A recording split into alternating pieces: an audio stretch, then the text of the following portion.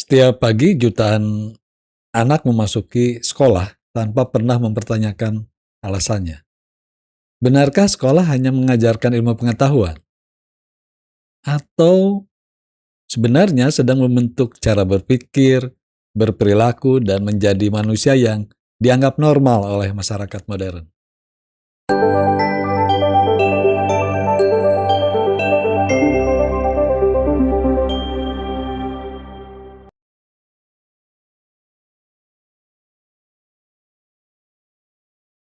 Sampurasun, bersua kembali dengan saya, Asep Mulyana, penjaga gawang Asep Epistemic. Hari ini kita akan mempertanyakan sesuatu yang begitu akrab sampai jarang dipersoalkan, yaitu kenapa semua orang harus bersekolah. Bersama Michel Foucault, kita akan membaca sekolah bukan hanya sebagai tempat belajar, tapi ruang yang membentuk kehidupan modern. Ayo kita mulai perjalanan berpikir kita bersama teman-teman semua sekarang juga.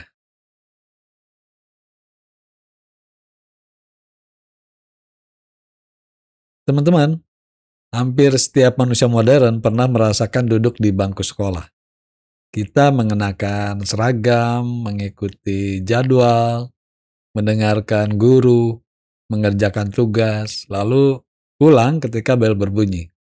Semua berlangsung begitu biasa, sehingga jarang muncul keinginan mempertanyakan kenapa kehidupan harus dimulai melalui pola seperti itu. Tapi justru kenormalan itulah yang layak kita renungkan bersama hari ini. Padahal sepanjang sebagian besar sejarah manusia, sekolah seperti sekarang ini belum pernah ada. Anak-anak belajar melalui keluarga, lingkungan, pekerjaan, tradisi, permainan, dan pengalaman hidup sehari-hari. Pengetahuan tumbuh dari hubungan langsung dengan kehidupan, bukan terutama dari ruang kelas. Kenyataan tersebut mengingatkan kita bahwa belajar jauh lebih tua daripada sekolah modern yang kita kenal sekarang. Meski demikian, masyarakat modern menempatkan sekolah sebagai pintu utama menuju masa depan. Ijazah menjadi syarat melanjutkan pendidikan, memperoleh pekerjaan, bahkan mendapatkan pengakuan sosial. Sedikit demi sedikit, kita menerima anggapan bahwa seseorang itu dianggap berhasil apabila mampu melewati jenjang pendidikan tertentu. Dari sinilah sekolah berubah menjadi ukuran tentang keberhasilan manusia dalam kehidupan bersama. Tentu saja sekolah membawa banyak manfaat yang patut kita syukuri. Pendidikan membuka kesempatan memahami ilmu pengetahuan, memperluas cara berpikir, membangun persahabatan, serta menciptakan peluang kehidupan yang lebih baik. Karena itulah pembahasan kita bukan bertujuan menolak sekolah, tapi memahami maknanya secara lebih utuh, lebih kritis, dan bertanggung jawab bagi semua generasi mendatang. Filsafat selalu mengajak kita mempertanyakan sesuatu yang dianggap biasa oleh banyak orang. Ketika sekolah diterima sebagai kewajaran, muncul pertanyaan baru yang lebih dalam. Apakah sekolah hanya menyebarkan pengetahuan? Atau sekaligus membentuk kebiasaan, membentuk perilaku, dan cara berpikir tertentu? Pertanyaan itulah yang akan membawa kita memasuki konflik besar pada pembahasan berikutnya.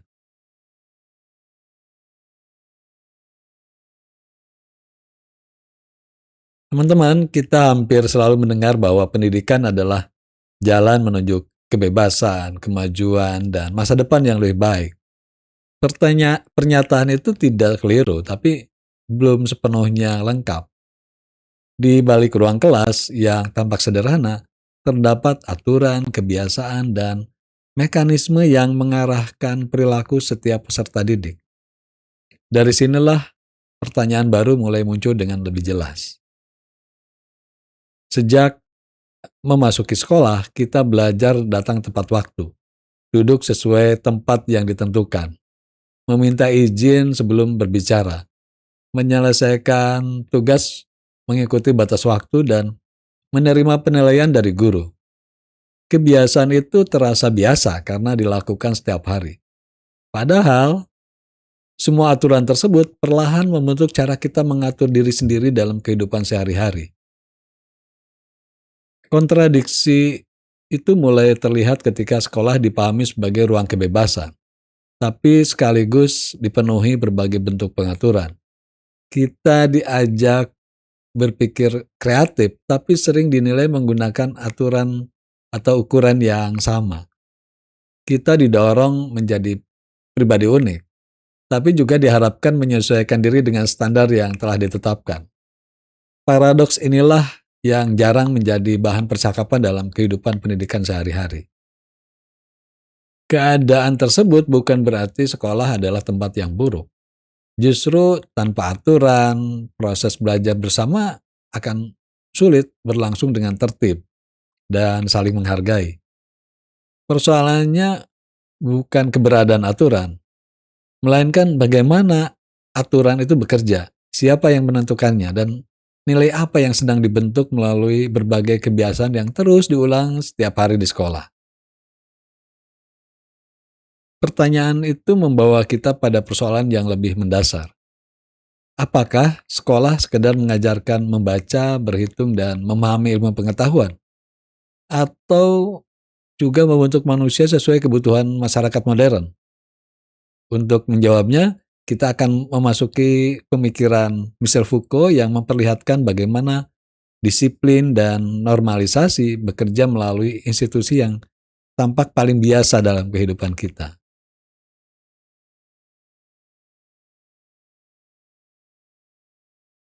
Disinilah Michel Foucault mengajak kita melihat sekolah dari sudut pandang yang berbeda. Menurut Foucault, kekuasaan tidak selalu bekerja melalui ancaman atau hukuman. Kekuasaan juga hadir melalui kebiasaan, aturan, pengawasan, dan penilaian yang perlahan membentuk cara manusia berpikir. Juga bertindak. Perspektif inilah yang membuka cara baru memahami pendidikan modern secara lebih mendalam. Foucault menyebut salah satu mekanisme tersebut sebagai disiplin. Disiplin bukan hanya hukuman bagi mereka yang melanggar aturan, tapi cara mengatur tubuh, waktu, perhatian, dan kebiasaan manusia, kemudian juga jadwal pelajaran, bel sekolah, absensi, tugas, sampai ujian, itu menjadi bagian dari proses membentuk keteraturan dalam kehidupan sehari-hari. Semua berlangsung perlahan tanpa banyak disadari oleh kita. Selain disiplin, Foucault juga menjelaskan konsep normalisasi. Melalui proses ini, masyarakat menetapkan ukuran tentang siapa yang dianggap rajin, pintar, berprestasi, tertib, atau sebaliknya. Nilai, peringkat, penghargaan, bahkan catatan perilaku perlahan menjadi standar yang digunakan untuk membandingkan setiap peserta didik. Tanpa disadari, kita belajar menilai diri menggunakan ukuran yang telah ditentukan bersama sebelumnya. Namun, pemikiran Foucault ini tidak mengajak kita memusuhi sekolah ataupun menolak pendidikan. Foucault justru mengingatkan bahwa setiap institusi memiliki cara bekerja yang perlu dipahami secara kritis. Dengan mengenali mekanisme disiplin dan normalisasi, kita dapat membedakan aturan yang membantu perkembangan manusia dengan aturan yang justru membatasi potensi dan kebebasan berpikir secara bertanggung jawab. Melalui kacamata Foucault, sekolah tidak lagi tampak sekedar ruang belajar, tapi juga ruang pembentukan kebiasaan sosial. Pemahaman ini tidak harus membuat kita pesimis. Sebaliknya, kita memperoleh kesempatan melihat pendidikan secara lebih utuh sehingga mampu memperbaiki apa yang kurang tanpa mengabaikan manfaat besarnya. Dari sinilah perspektif baru mulai terbuka pada segmen berikutnya.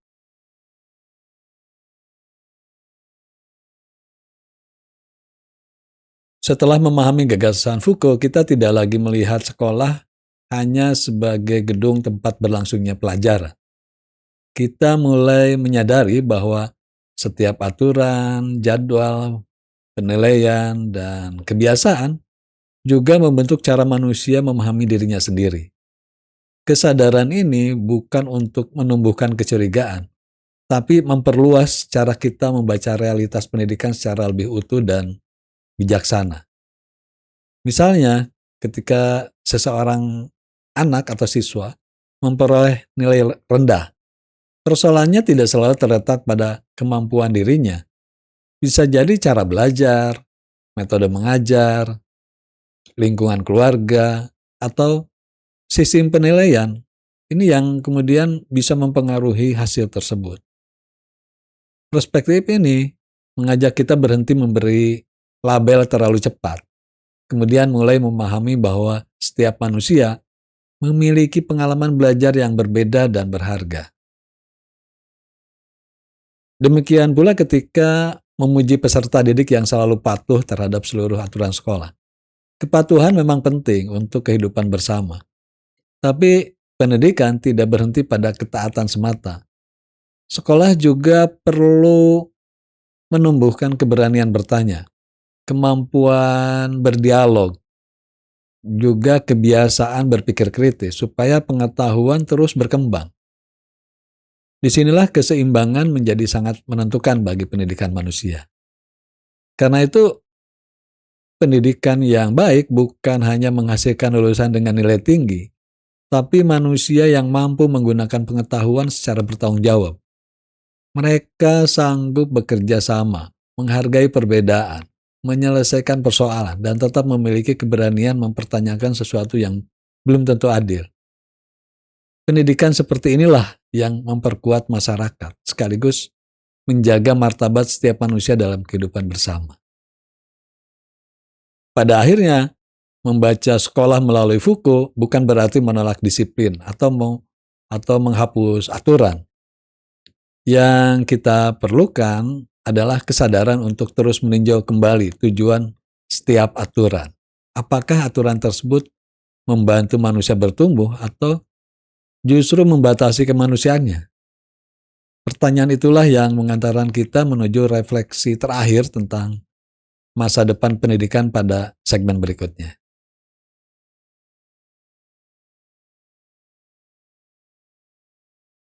Setelah menelusuri perjalanan sekolah bersama Michel Foucault, kita memahami bahwa pendidikan selalu memiliki dua wajah yang berjalan bersamaan. Di satu sisi, sekolah membuka jalan menuju ilmu pengetahuan dan kesempatan hidup yang lebih baik. Di sisi lain, sekolah juga membentuk kebiasaan, cara berpikir, dan ukuran tentang manusia yang dianggap berhasil dalam kehidupan modern. Kesadaran tersebut tidak seharusnya membuat kita kehilangan kepercayaan terhadap pendidikan. Justru sebaliknya, kita memperoleh kesempatan memperbaiki sekolah supaya semakin menghargai keberagaman kemampuan manusia. Pendidikan yang baik tidak hanya menghasilkan peserta didik yang patuh, tapi juga pribadi yang mampu berpikir mandiri, berdialog terbuka, serta bertindak penuh tanggung jawab demi kehidupan bersama yang lebih adil. Tantangan terbesar pendidikan masa depan bukan hanya mengikuti perkembangan teknologi atau memperbaharui kurikulum. Tantangan sesungguhnya adalah memastikan bahwa setiap perubahan tetap berpusat pada manusia. Sekolah perlu menjadi ruang yang menemukan rasa ingin tahu, keberanian bertanya, empati, dan kemampuan bekerja sama dalam menghadapi persoalan dalam kehidupan masyarakat saat ini. Barangkali pertanyaan paling penting bukan lagi apakah semua anak harus bersekolah. Pertanyaan yang lebih mendasar adalah sekolah seperti apa yang layak diberikan kepada setiap anak. Apakah sekolah yang hanya mengejar nilai atau sekolah yang membantu manusia menemukan potensi, menjaga martabat, serta membangun kebebasan berpikir dengan penuh tanggung jawab sepanjang kehidupannya kelak bersama masyarakat. Teman-teman, Setiap generasi mewarisi sistem pendidikan dari generasi sebelumnya, tapi setiap generasi juga memiliki kesempatan memperbaikinya. Ketika kita berani mempertanyakan sesuatu yang selama ini dianggap biasa, perubahan mulai menemukan jalannya. Mungkin itulah pelajaran terbesar hari ini, bahwa pendidikan terbaik bukan hanya membentuk kepatuhan, tapi menumbuhkan manusia yang harus terus belajar sepanjang hayat.